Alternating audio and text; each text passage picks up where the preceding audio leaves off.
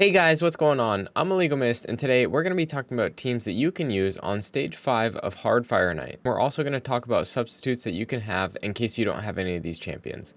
Let's get right into it. So for Stage 5, we can go in with a team like this. Our main goals for this team are to have an ally attack champion like Farrakhan the Fat.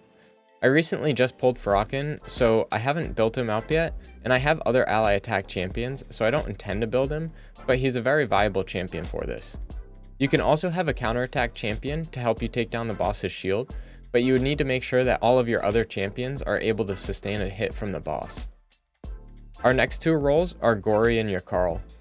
They're both pretty accessible champions because Gori is an epic and Yakarl is a clan shop champion that you're able to get for free. They're going in and they're providing the turn meter decrease on the boss.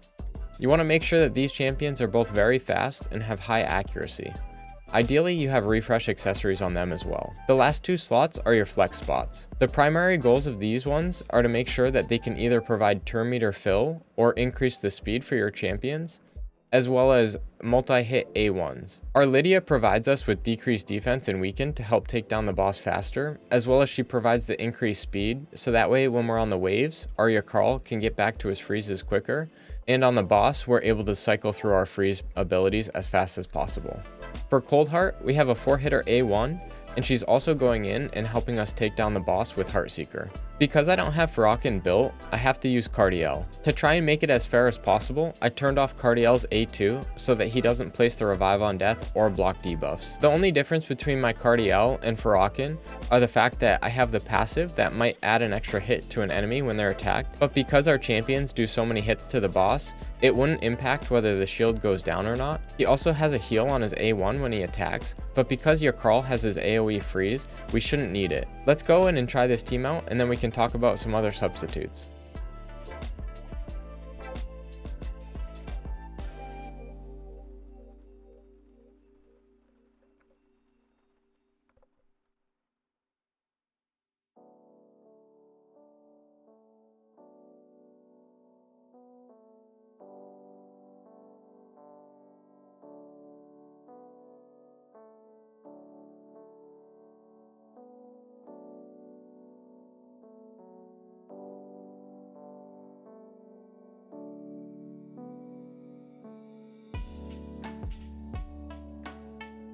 Okay, we can see just over 3 minutes with this team. The Lydia increased speed definitely helps us get back around to our abilities, so it's really nice, but we weren't really in too much trouble against the boss. I accidentally left Gori's A3 on as well, so his reflex set and refresh accessories might not have been going on the actual skill that we wanted. For the team's presets, we have Yakarl using whatever he wants on wave 1 and wave 2. And for the boss, we make sure he opens up with his 2-hitter A1 and then prioritizes his 100% chance to freeze. For Gori, we have him using whatever he wants on wave 1, and then wave 2, we have him open with Frost Jutsu and then turn it off. For the boss, we have him open with his A1 so that he has the double hitter, and then we have him prioritize Frost Jutsu. I forgot to turn off this ability though, so make sure you have that off if you have him in a reflex or any refresh accessories. For Cardiel, I just turned off his A2 for wave 1. For wave 2, I have him opening with his Heavenly Host ally attack ability, and then I have him turning it off. For the boss, we have him prioritizing and opening with the ally attack. For Coldheart, she uses whatever she wants for wave 1 and 2. And for the boss, we have her opening with her A1, and then we have her prioritizing Heartseeker. I have the A2 turned off just in case, for whatever reason, she lands too many poisons, and then our freezes aren't able to land. For Lydia, I just turned off her A3 ability, as the animation is a little slow. For the boss, I have her opening with the A3 ability as it's a 2-hitter, and then I have her using whatever she wants. We can also try a team like this. The only thing sketchy about this team, as you'll see, Darkhail may place too many poisons on the boss, and if the boss's debuff bar is completely full, there won't be room for freezes to land, and we could fail. So for Darkhail, we want to make sure that we turn off his A2, so that way he can't extend the duration of the poisons.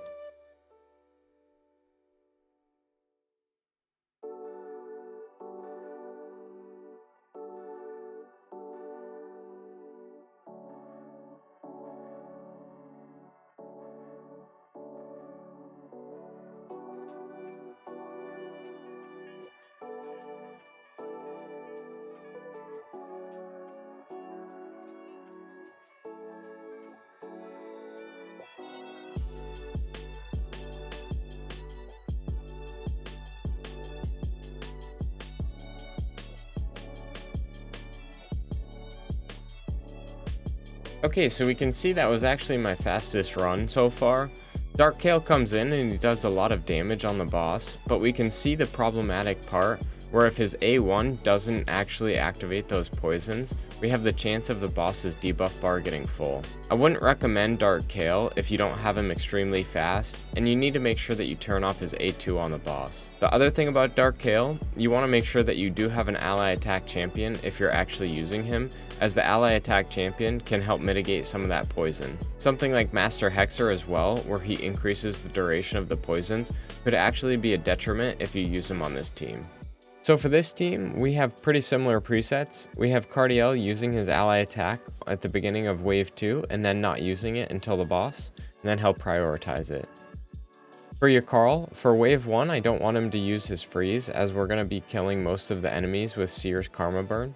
But for wave 2, because Karma Burn won't come back immediately, and because we have the chance of extra turns with Seer, we'll have him use his A3. And then for the boss, we'll have him open up with his A1 and then prioritize the 100% chance of freeze. For Gory, again, similar stuff. We don't want him to use his freeze in the beginning. And then for wave 2, we have him open with the freeze, but then save it for the boss. For the boss, we have him open with his 2-hitter, and then we have him go in and prioritize the freeze. For Seer, we have her start off with the weaken and increase crit rate, and then she'll go in and use Karma Burn. She's gonna prioritize her A2 and then go into her A3. I was noticing the way that the team cycles around to their abilities. The Cardiel ally attack and the A2 were on cooldown, so she wasn't having any buffs from the team, so it was actually slowing down the run quite a bit. And then for the boss, we'll have her open with her A1, and then we'll have her prioritize Karma Burn. For Dark Kale, he can use whatever he wants, and then when we get to the boss, we just need to make sure he opens with his A1, and then we don't have him use his A2.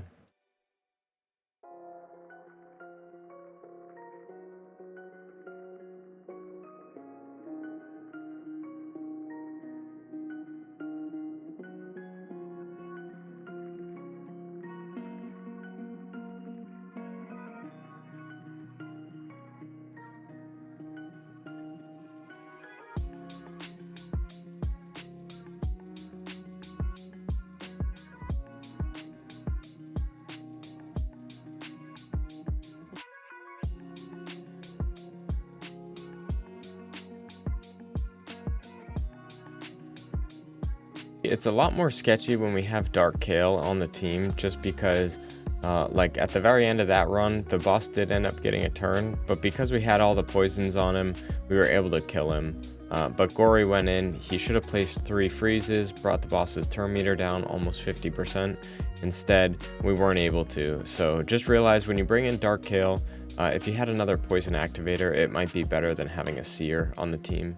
But Seer is really good for the wave clear, and then she also does a good bit of damage on the boss. Okay, so kind of thinking back on the team and looking at how they perform, all we need to do is make sure instead of having Yakharl use his Blizzard Rider A2 ability and then not use it again, if we take that off of do not use, he should be able to go in and control wave 2 much easier. The other thing is we need to think about how when we go into the boss, we might not have this ability on cooldown, but with Gory going in and placing the freeze on the first turn, the boss will go down to about 50% turn meter, and I think between his A3 and A1, Yakharl will get back to his A2 fast enough. If you're lucky enough to have Ragash, you can also try a team like this. Let's go in, do a couple runs, and see how consistent the runs look. So for RSL Helper, we can clearly see, 7 out of 7 runs, just about 3.5 minutes for each of the runs, and it went pretty smoothly overall, so definitely happy with that team. For Gory, we have him use whatever he wants on wave 1.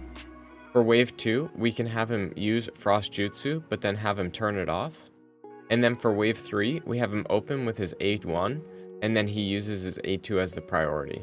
You want to make sure you turn off his A3, so if he's in refresh accessories or reflex, he's only refreshing the A2. For Yakharl, he can go in, use whatever he wants on wave 1. For wave 2, we have him open up with the A2 and then not use it again. And then for wave 3, we have him go in, we have him use his A1, and then we have him prioritize his A2. We can leave on the A3 if we want to. I like to leave it on just in case the boss gets above 75% turn meter, so that he has a 100% chance that's irresistible to land the freeze. For Ragash, we want to make sure that he prioritizes the decreased defense and the stun for both of the waves. We have him open with his A1, so he gets the double hitter on the boss's shield, And then I have him going in and trying to place the decreased defense on the second hit. Ideally, you'd prioritize this move, but I want to try and have him place the decreased defense as soon as possible so Coldheart can get as much damage from her first Heartseeker as possible.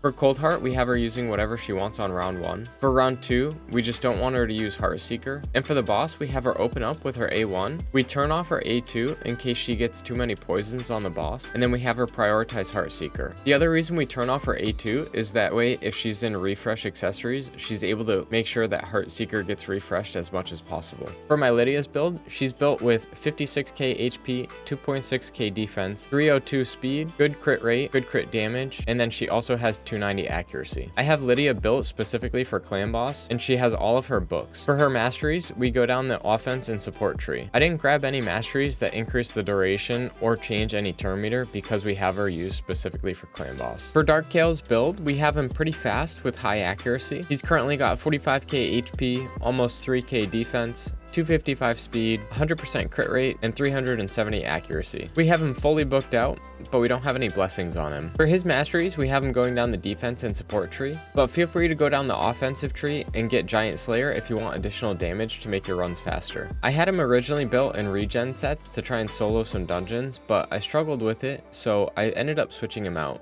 I have him built with Oppressor right now, so that way he gets the additional turn meter fill up to 10%, so he can cycle back through his abilities. For full transparency, I'm not sure if Darkkail's A1 activates poisons 5% more often if he has the Sniper Mastery, but if you know, let me know in the comments below and I'll make sure to pin your message. For my Cardiel, he's fully booked out, and his speed is about 265. We also have War Master on him, which helps him get extra damage on the boss. For your Carl, I originally built him for Fire Knight 25 normal, and then I used him in Dark Fae as well. The main stats that you want on him are speed and accuracy. He has 30k HP, 2.2k defense, 284 speed, and 368 accuracy. For his skills, you want to make sure he gets booked out. His A1 provides you with an additional 10% freeze per hit, so if you have 2 hits, that's an extra 10% chance on each hit. For his A2, your chance goes up to 100% chance to land the decreased speed and the freeze.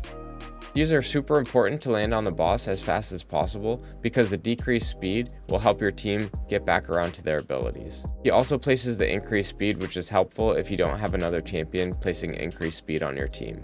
If you're able to land the books in the A1 and the A2 on your Carl, you could stop, as it's not necessary for him to land books in his A3. The only benefits for landing books in his A3 are the fact that you get a decrease in the cooldown, but this skill isn't totally needed as it only provides you with 100% chance against targets with 75% or more turn meter, and the skill doesn't gain additional percent chance with books. For your Carl's masteries, I originally had him in Helm Smasher, but I opted to put him into War Master.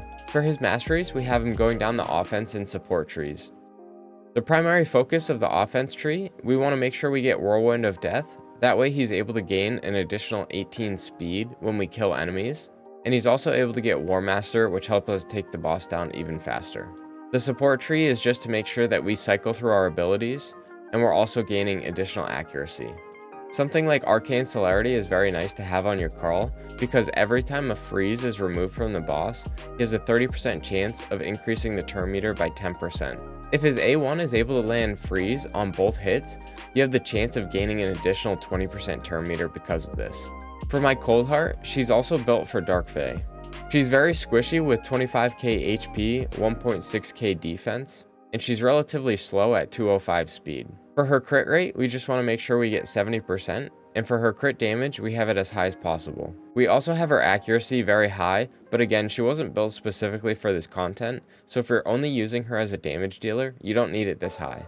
My Coldheart's in 2 refresh accessories, and I highly recommend you get them as you can get around to Heartseeker even faster. For her abilities, she's fully booked out, and we also have her with the Phantom Touch Blessing. For her masteries, we have her going down the offense and support tree, pretty similarly to your Carl.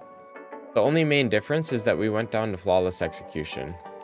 I would say if you're getting enough damage where you're doing 10% of the boss's max HP on a hit, you could switch over to War Master for additional damage. For Gory, the main purpose of him is to make sure that he gets back around to his A2 that lands 3 100% chances of freeze. We have him in a refresh set with 2 refresh accessories. He's currently got 47k HP, 1.6k defense, 290 speed, and 378 accuracy. The accuracy might be a little high, but at the time of building him, I wasn't sure what the accuracy requirement was, so I opted for about 350 accuracy.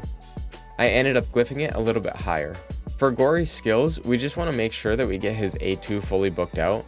It increases our chance from 75 to 100%, and it also reduces the cooldown by 1 turn. For Gory's masteries, we have him going down the offense and support trees. Just like Yakarl, we want to make sure that we gain Whirlwind of Death and Arcane Celerity. These are 2 of the most important masteries that we can get so that he can cycle back to his abilities as fast as possible. We also want to try and get Cycle of Magic, so that way we can go in and get the additional 5% chance of decreasing the cooldown of a random skill by 1. Because we lock out his A3, it'll always work for his A2. I have my Gory going down the Giant Slayer as he has a 2-time hitter on his A1.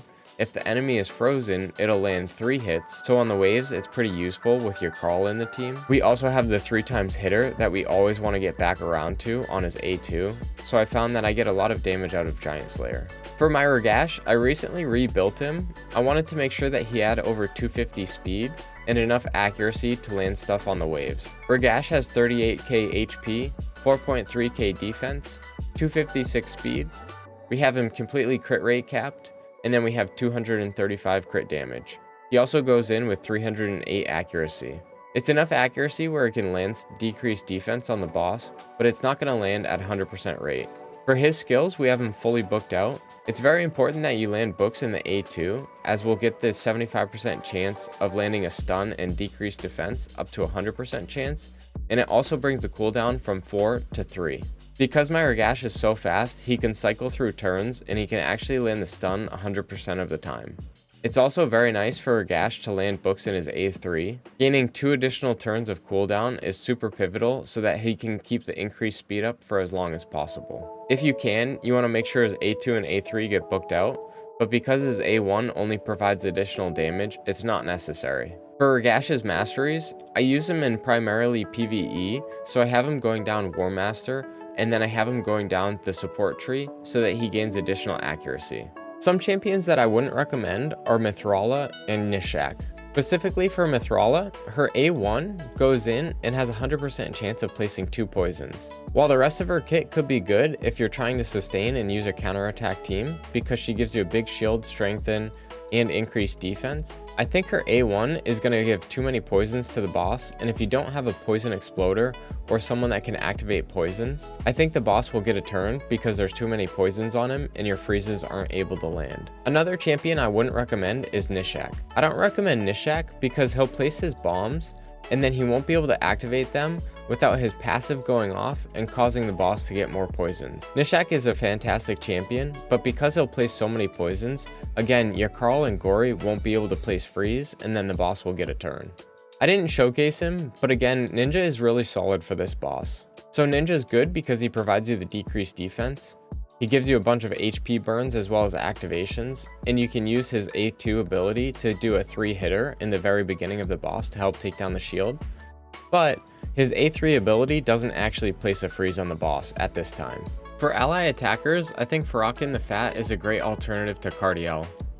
He gives your team increased crit rate and increased crit damage, and it's on a 4-turn cooldown. The only downside is that he won't attack with his team.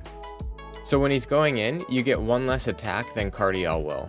The nice thing about Farakin instead of Cardiel though is that his A1 has the chance to place decreased defense, so it will help your team deal additional damage. If you haven't seen some of the videos already, champions like Tomb Lord and Valkyrie are excellent champions, and they're used all the way up to stage 10 hard. Valkyrie is probably the best counterattack champion for this boss, as she provides the giant shield for your team. A champion like Martyr also would work though if your team is tanky enough to survive the hit. If you have to build a counterattack team, it could also be a good idea to try and use a champion like Helikath, who gives you block damage and gives you a giant shield. Helicath works well too because he has a 2-hitter A1. Okay guys, there are the teams that I have as well as recommendations of champions that you can use for stage 5 hard Fire Knight. While this dungeon is pretty difficult to defeat right now, if you go in with champions like Farrakhan and then a guaranteed champion of your Carl and Dark Kale, as well as a champion like Gory, you have the options to use a flex spot, so that way you're able to defeat the Fire Knight pretty quickly. I was able to get this team down to under 3 minutes, and I feel pretty confident that you guys will find a team that works well with similar champions. That's all I've got in this video. If you liked it, please let me know in the comments below and consider subscribing, and I'll catch you in the next one. Peace.